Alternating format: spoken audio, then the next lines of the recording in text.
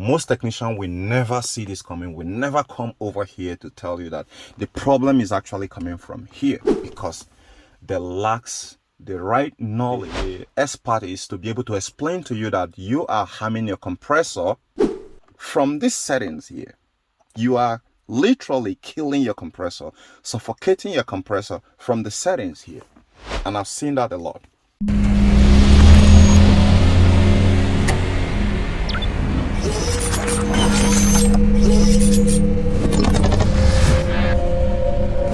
Hello guys, welcome back.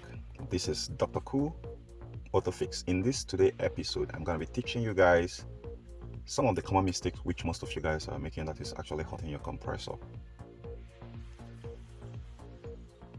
Let's say you make your car AC system like this. You've heard the turn on full blast either somewhere. However, what if I told you that the turn on full blast is not actually good for your car AC system? Now I can go ahead to demonstrate that I've corrected this in one other video which is about almost 20 minutes. But in this case here, I want to make a different topic because some people might argue. So for the sake of that argument, I want to go ahead and make a practical aspect of this very corrections, settings of your car AC system, which can improve a lot of things, which can save you a lot of money. So I won't keep it here, keep the blower motor fan either here or to third. I would never do that if I were you, for this reason. And I will also not turn this knob to max AC if I were you. I will never do that, even though if you got 4 passengers on board. And this is going to vary depending on the car make and model. If it is the dual zone system or the 4-zone system, well, everybody can have a control of their own AC. I mean, how the AC function within their cabin. Like this guy can have a different temperature, this guy can have a different temperature. But if you understand this very trick which I'm about to teach you right now, it's going to help you to know the right settings for the whole car, for the whole cabin. Anybody can use that to be able to set different settings without causing a constraint on the compressor, without stressing the compressor out while trying to keep the inside cabin cold while pumping the refrigerant. Now when we talk about the contributing factor why compressor fail most of the times, a lot of people will never, most technicians will never see this coming, will never come over here to tell you that the problem is actually coming from here, because they lacks the right knowledge, expertise to be able to explain to you that you are harming your compressor from these settings here. You are literally killing your compressor, suffocating your compressor from the settings here. And I've seen that a lot. So like I said at the concept of this very video, the full blast, I will go on to explain to you guys. And my best recommendation, which I often give, is quarter ton or 1/3 ton of the whole. So what it means is, if you divide this into 3 segments right now, this is just one part of it. This is what it is. So you can keep the temperature control here and turn on your recirculation button to restrict every outside air, which is this guy right here. So in that doing, let's go into the practical. I said this is going to be practical class, so let me go ahead and start up the car of the AC. And remember, I said take it off the max code. You can put it here and not here. If you put it here, you're going to be making the car AC compressor. You're not going to be getting the effect really fast enough, right? Your body core temperature can reduce faster when the air is hitting your face than when it's hitting your body, except if suppose you're not wearing anything, then you can face it your body. But it's going to take more energy for your core body temperature to reduce when the AC is hitting your body than when it's hitting your face. You can experiment that out and tell me what you think in the comment section. Now let's go further. So in that regard, you don't want to put it here. If you put it here, it's going to share the air into 2 places. The cold air is going to be 50% coming out of here and 50% hitting your foot. So which one is much more of a priority? Your body, your face, or your leg? So in my own, I believe the priority is actually here, which is your face. Now let's go ahead and start up the car and jump into the experiment. Okay, here we go. Now the car is on. I want to go ahead and put it on. Let's put it on full blast. Let's start with that.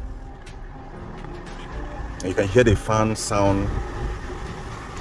Now, before we go into the other side, as you're hearing the fan speed now, what you're going to be getting here, trust me, is you can never get 90% of the cold refrigerant and 10% of air. It's not possible, because the blower motor is going to be supplying a lot of warm air, or even recirculating the air inside the cabin back here, or picking from the environment. However, what you're going to be getting there is, when you turn it to full blast, you're going to be getting around 40% air, right? 40% of the air that is passing through there is get conditioned to hit you, and that is not effective in my analysis. What is effective is you are getting 60% of the air that is coming here, or 70 or 80% of the air that is coming, that is being generated by the blower motor, you are getting it conditioned. That is effective. If it's only 40% of the air that is being generated by the blower motor that is being conditioned, that the temperature is being reduced to hit you here, you're going to be sweating. It's not going to be really effective. But if it is 80% of the total air that is being generated by the blower motor that is being conditioned by the refrigerant that is present at the evaporator, you're going to be getting more colder air coming here. And that is why I told you the best settings, which have been seen, is not just speculation, is quarter or 1/3 ton of the blower motor. In that, every single inch of air that gets forced through the blower, that is get generated by the blower motor and forced through the evaporator, will be conditioned, will be reduced to like by 90%. And that is why you're going to be getting more colder sensation coming out of here than any maximum cold air. You're going to be straining your compressor. Now let's do some practical. Let's take it to full blast. Let's go and see what is going on. You can't see it by staying inside the car, so let's go outside.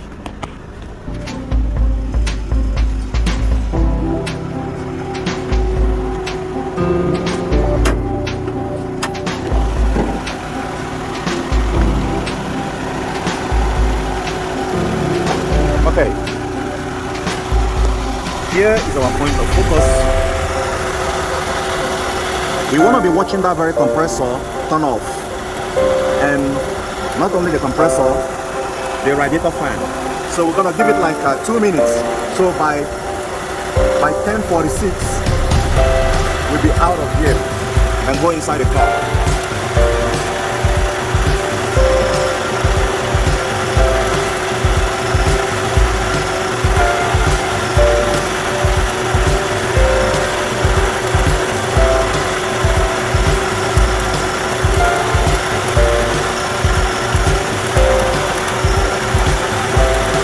So far, I am not seeing any sign of the compressor stopping or the radiator fan, but let's still give it more time. Let's give it more time. This is the practical reality which a lot of people will never show on YouTube because they don't even know it.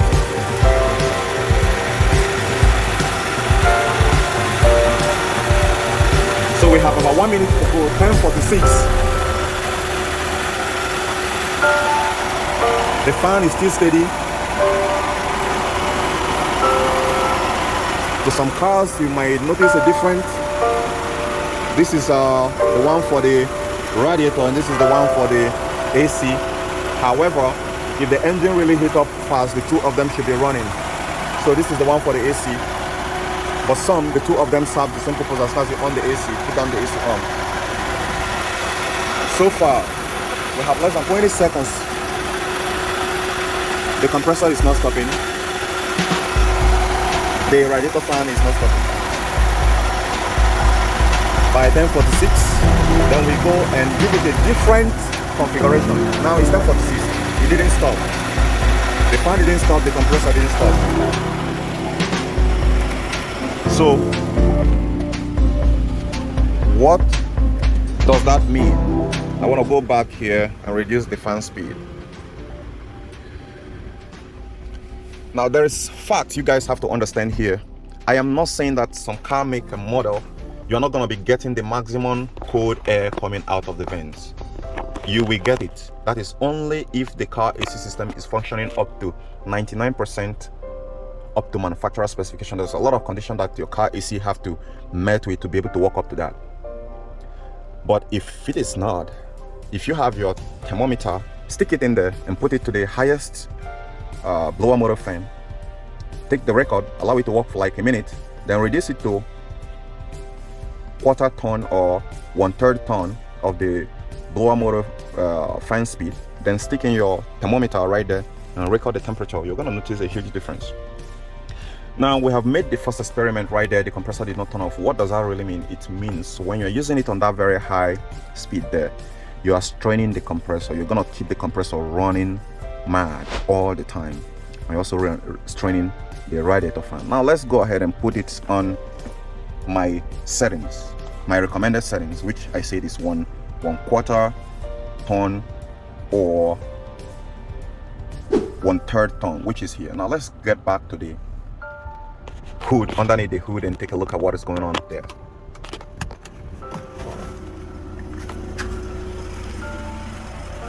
And I bet you we will not need to stay up to 2 minutes here. And look at it right there. The compressor was resting when we came here. Let's give it like in less than a minute.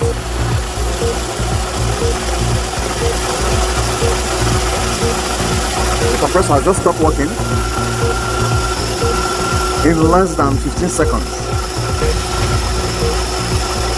And it rested and it came back. It rested just almost about 5 to 6 seconds. Let's leave it to run again. We're not in a hurry this time. We're not in a hurry. And it stopped. 1, 2, 3, 4, 5, 6, 7, 8. So about 8 seconds or more, the compressor rested and worked for like how many seconds? It's probably gonna work almost about the same, maybe like 10 or 15 minutes, and it stops again. And this is what a lot of you guys are gonna call short cycle, which is pretty normal. That is how the compressor should work. Now there is something which I never told you guys that time. There was more. Let's recreate it again. I want you to notice the amount of vapor around here when it is at this very speed. Let's go ahead and increase the speed and let's see how many we see amount around that edge. However, if suppose I showed you guys, I don't have a lot of fuel here, so I'm gonna turn this off. If suppose I captured it previously on the first phase where we created, we gave it the first command there, you will notice that there's near to little moisture around this very pipe here. What does that mean? What that means is that this compressor is running mad and there is less cold refrigerant coming back to cool the compressor, because it's actually the cold refrigerant, part of the cold refrigerant is supplied into a cabin that comes back to cooling the compressor to improve the efficiency and the longevity of the compressor. So when you increase the fan speed to full blast, you are depriving this compressor to cool off, so it's busy running mad without getting a sufficient cold refrigerant coming back to cool it. Now aside that, the compressor will be working restlessly. This compressor is not designed to work restlessly. It's pumping the refrigerant at the maximum capacity it can, and it's not resting. Not even anything that works without rest, we experience a lot of fatigue, be it metal. Metal also witness fatigue as much as human or animal. Machines also witness fatigue. So in that regard, the compressor will be failing in a short term than lasting in long term. That is why the settings you give from here, the command you gave from here, can be very, very much vital to the well-being of not just your entire AC systems, but also to improve the life of your AC compressor. So guys, I hope you guys find this really fun. So tune in for more new information, new updates, new tips and tricks on your car, AC, and some others. And don't forget to give this video a thumbs up. Thank you for watching. I'll see you guys in the next episode. Bye for now. Don't forget to subscribe.